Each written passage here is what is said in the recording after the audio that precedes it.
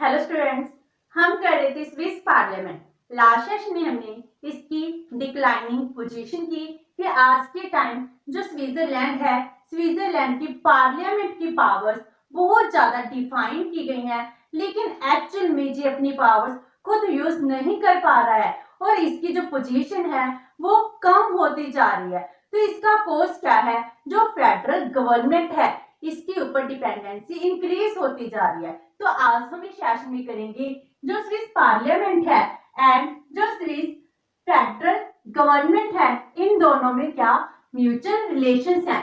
तो mutual relations between federal parliament and federal government.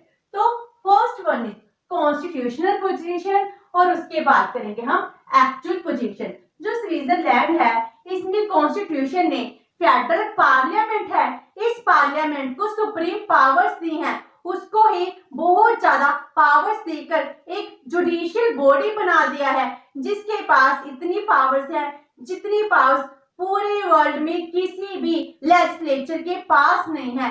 तो इसकी जो कॉन्स्टिट्यूशनल पोजीशन है वो क्या है और एक्चुअल में स्विट्जरलैंड की पार्लियामेंट है इसकी एक्चुअल पोजीशन क्या है, हम वो दोनों को कंपेयर करेंगे। First one is constitutional position. इसको हम पहले अकॉर्डिंग टू जर्जर इनके वर्ड्स में डिफाइन करते हैं।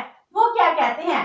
The theory of Swiss constitution seems to be that the executive is not an independent or coordinated branch of the parliament but the servant of the legislature।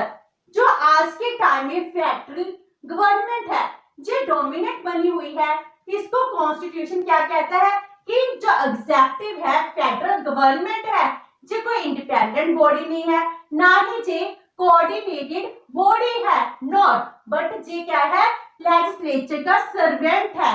लेकिन आज के time में federal government legislature के master बन चुकी है। तो constitution में ऐसे कौन सी प्रोविजंस हैं जिसमें फेडरल गवर्नमेंट को पार्लियामेंट का सर्वेंट बनाया गया है? तो first one is the federal parliament is the mother of federal government. जो फेडरल पार्लियामेंट है ये फेडरल गवर्नमेंट की मदर है। इसका मीनिंग क्या हुआ? जो फेडरल गवर्नमेंट है इनके जितने भी मेंबर्स हैं इन मेंबर्स को कौन इलेक्ट करता है? जो फेडरल पार्लियामेंट है इसके ज्वाइंट सेशन में इलेक्ट किए जाते हैं। तो यही है जो फेडरल गवर्नमेंट को इलेक्ट करते हैं। तो मदर कौन होगी? फेडरल पार्लियामेंट और इसका सर्वेंट क्या हो गया? Federal government. And number 2, president and vice president are elected by the federal parliament. जो फेडरल गवर्नमेंट है इनमें से ही एक प्रेसिडेंट एंड एक वाइस प्रेसिडेंट है वो इलेक्ट किया जाता है फॉर अ 1 ईयर ओनली, और उसको भी इलेक्ट कौन करता है? फेडरल पार्लियामेंट ही करती है। ऐसा नहीं है मेंबर अपने में से ही किसी एक मेंबर को प्रेसिडेंट इलेक्ट कर देंगे।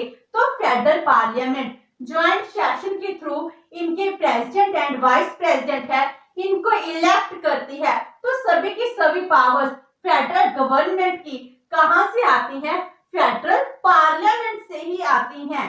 Next is federal government is drafting bureau of legislature. इसका मीनिंग क्या हो गया? जो फेडरल गवर्नमेंट है, फेडरल गवर्नमेंट जितने भी बिल्स हैं उनको ड्राफ्ट करती है, इसीलिए federal government it is drafting bureau of legislature. Federal parliament है जिसको हम लेजिस्लेचर कहते हैं, उसका ड्राफ्टिंग ब्यूरो है वो फेडरल गवर्नमेंट है। जो भी इंस्ट्रक्शंस हैं फेडरल गवर्नमेंट को दी जाती हैं, फेडरल गवर्नमेंट उन्हीं इंस्ट्रक्शंस के अकॉर्डिंग ही बिल को प्रिपेयर करती है। तो इंस्ट्रक्शन देने की पावर है वो फेडरल पार्लियामेंट के पास है, इसीलिए तो जो फेडरल गवर्नमेंट है इसकी सबऑर्डिनेट बन जाती है। Then federal parliament issues directions to federal government. जो फेडरल गवर्नमेंट है इनको एडमिनिस्ट्रेशन रन करने के रिगार्डिंग कोई भी डायरेक्शंस है वो डायरेक्शंस इशू कर सकती है। तो फेडरल पार्लियामेंट एक बहुत ही सुप्रीम बॉडी है जिसके पास पावर है कि वो फेडरल गवर्नमेंट है इनके मेंबर्स के अगेंस्ट एक्शन भी ले सके और जो भी डायरेक्शन फेडरल गवर्नमेंट के मेंबर्स को दी जाती हैं और इनके लिए कंपल्शन है कि वो उन मेंबर्स को एक्सेप्ट करेगा ही करेगा। तो ये फाउंडेशन किनके ऊपर है? फेडरल गवर्नमेंट के ऊपर है। Then functions of federal government are subject to federal parliament. जो फेडरल गवर्नमेंट है जो भी काम करती है, जो भी लॉ बनाती है, वो कौन से काम कर सकती है? जो फेडरल पार्लियामेंट है वो कहती है। जो कुछ भी फेडरल पार्लियामेंट कहेगी फेडरल गवर्नमेंट वो ही काम करेगी। तो इसका मीनिंग क्या हो गया? फेडरल पार्लियामेंट है वो फेडरल गवर्नमेंट के जितने भी काम है इनको सुपरवाइज करती है। जो सुपरवाइज करती है वो तो सुप्रीम बॉडी ही होती है। Next is federal parliament can ask the question from the members of federal government. जितने भी फेडरल पार्लियामेंट के मेंबर्स है वो एडमिनिस्ट्रेशन के रिगार्डिंग जब कोई भी क्वेश्चन है वो पूछ सकते हैं एंड फेडरल गवर्नमेंट के जो मेंबर्स हैं वो बाउंड है कि उन क्वेश्चंस का आंसर दे। जो भी फेडरल पार्लियामेंट में पार्लियामेंट्री फॉर्म ऑफ गवर्नमेंट होने की वजह से इनके पास ये पावर आ जाती है। तो ये जो कुछ भी कहते हैं फेडरल गवर्नमेंट को वही काम करना पड़ता है। अगर किसी क्वेश्चन का आंसर मांगा जाए, रिटन में मांगा जाए तो रिटन में देते हैं, ऑरली पूछा जाए तो ऑरली आंसर देते हैं। इस तरह फेडरल पार्लियामेंट है जो बहुत ही पावरफुल इंस्टीट्यूशन है। And last one is federal government has to submit its annual report. जो फेडरल गवर्नमेंट है क्या काम कर रही है उसकी एनुअल रिपोर्ट तैयार करती है। इसकी जितने भी एक्शन थे, इसने जो भी काम किया उसकी एनुअल रिपोर्ट है। वो एनुअल रिपोर्ट कहां पर जाती है? फेडरल पार्लियामेंट में जाती है एंड फेडरल पार्लियामेंट के मेंबर हैं उस रिपोर्ट को डिस्कस करते हैं और फेडरल गवर्नमेंट के मेंबर्स हैं इनको क्वेश्चन भी कर सकते हैं। इस तरह जो कॉन्स्टिट्यूशन में डिफाइन किया गया है, कॉन्स्टिट्यूशन कहती है जो फेडरल पार्लियामेंट है जो सुप्रीम बॉडी है इसकी हेल्प करने के लिए फेडरल गवर्नमेंट है इसको क्रिएट किया गया है। तो इसका ओरिजिन भी फेडरल पार्लियामेंट की वजह से होया है और फेडरल पार्लियामेंट की हेल्प ही करेगी। लेकिन एक्चुअल में जो इसकी पोजीशन है टाइम के साथ चेंज हो चुकी है। जिसको हम सर्वेंट कह रहे थे तो फेडरल गवर्नमेंट आज के टाइम में मास्टर बन चुकी है। इसके पास इतनी पावर्स हैं जो रियल पावर्स हमको कही गई थी वो कुछ हो रहा है और रियलिटी में कुछ हो रहा है। तो एक्चुअल पोजीशन क्या है? एक्चुअल पोजीशन में थ्योरी एंड प्रैक्टिस में बहुत ज्यादा डिफरेंस है, बहुत ज्यादा गैप है। थ्योरी में ये कहा गया है कि कॉन्स्टिट्यूशन ये कहते हैं फेडरल पार्लियामेंट सुप्रीम है, फेडरल गवर्नमेंट इसकी सर्वेंट है। लेकिन जो रियलिटी है, रियलिटी में फेडरल पार्लियामेंट है वो सुप्रीम नहीं है, फेडरल गवर्नमेंट है वो सुप्रीम है। एंड फेडरल गवर्नमेंट के जो काम है जैसे भी फेडरल गवर्नमेंट फेडरल पार्लियामेंट को कहती है वो ही किए जाते हैं। जो बिल है वो भी किसके द्वारा इंट्रोड्यूस किए जाते हैं? फेडरल गवर्नमेंट के द्वारा ही इंट्रोड्यूस किए जाते हैं।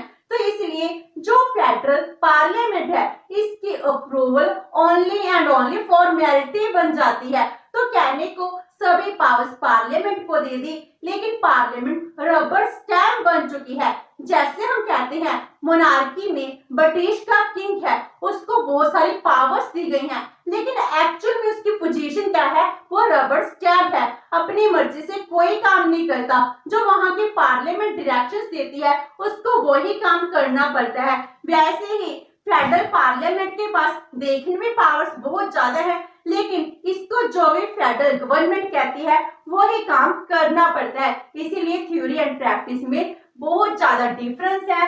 इन reality federal government is not responsible to federal legislature. जो फेडरल लेजिस्लेचर है इसको फेडरल गवर्नमेंट है वो रिस्पॉन्सिबल नहीं है। तो इसके क्या कॉजेस हैं, किन पॉइंट से हम ये डिफाइन कर सकते हैं कि federal government is not responsible to federal parliament? First one is federal parliament can not dismiss the federal government. और जितने भी फेडरल गवर्नमेंट है इनके मेंबर्स है फेडरल पार्लियामेंट ही इलेक्ट करती है।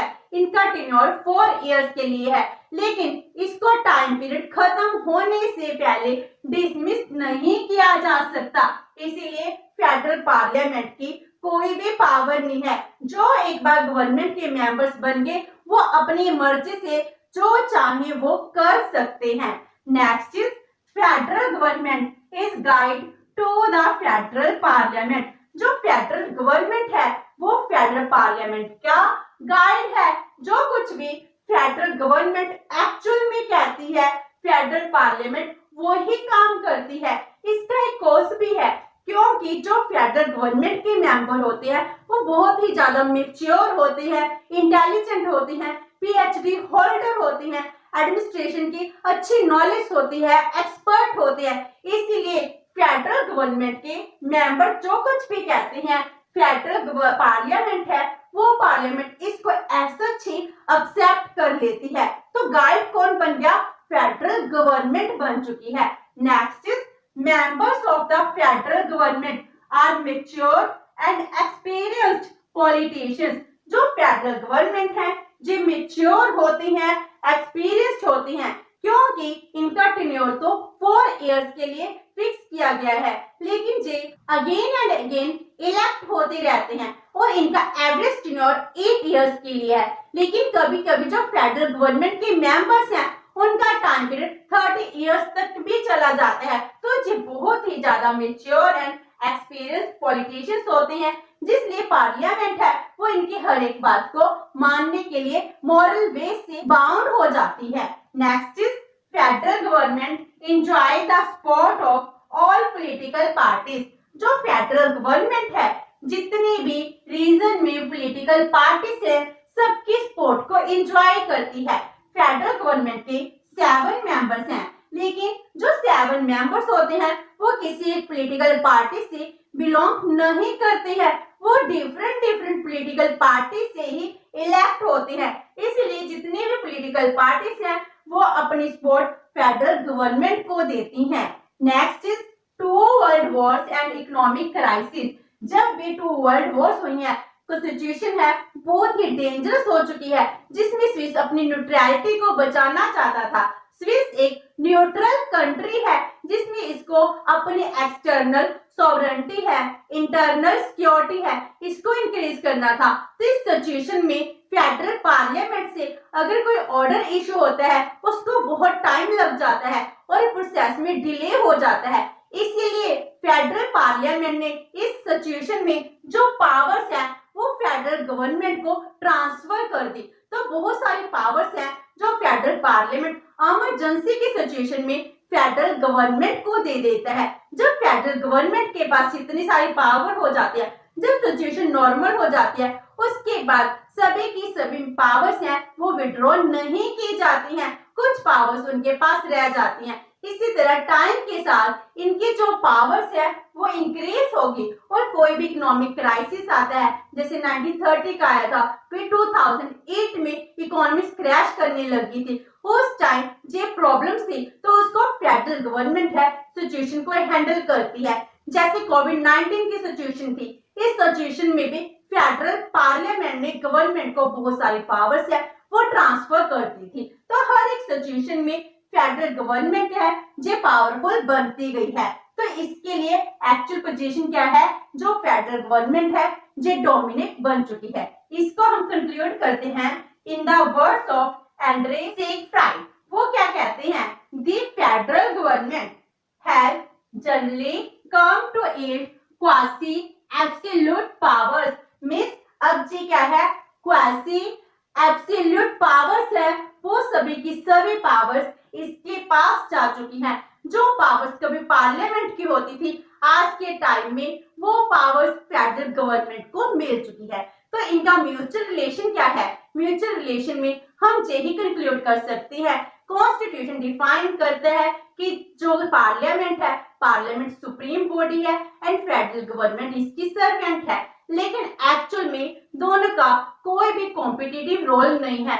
वहां पर जो फेडरल पार्लियामेंट है, फेडरल पार्लियामेंट फेडरल गवर्नमेंट के मेंबर्स की हर बात को एक्सेप्ट कर लेती है, इसीलिए इसको पावर्स दी हैं। जो मेंबर्स हैं, मेंबर बहुत ही ज्यादा मेच्योर होते हैं, बहुत ज्यादा नॉलेज होती है, इसलिए फेडरल पार्लियामेंट को इनके सुजेशन अच्छे लगते हैं। जो कुछ भी गवर्नमेंट के मेंबर कहते हैं, पार्लियामेंट एक्सपीरियंस बेस्ड होने के नाते इनके मेंबर्स की जो भी बातें हैं वो मान लेती है। तो विद दिस हमारा फेडरल पार्लियामेंट का टॉपिक है वो कंप्लीट होते हैं। नेक्स्ट सेशन करेंगे स्विट्जरलैंड में जो लेजिस्लेटिव प्रोसेस है वो कैसे होती है। होप सो कि आपको आज का सेशन अच्छा लगा होगा। अगर आपकी कोई क्वेरी है तो post it in the comment box and video अच्छी लगी तो please like and share with your friends. Thank you so much and have a nice day.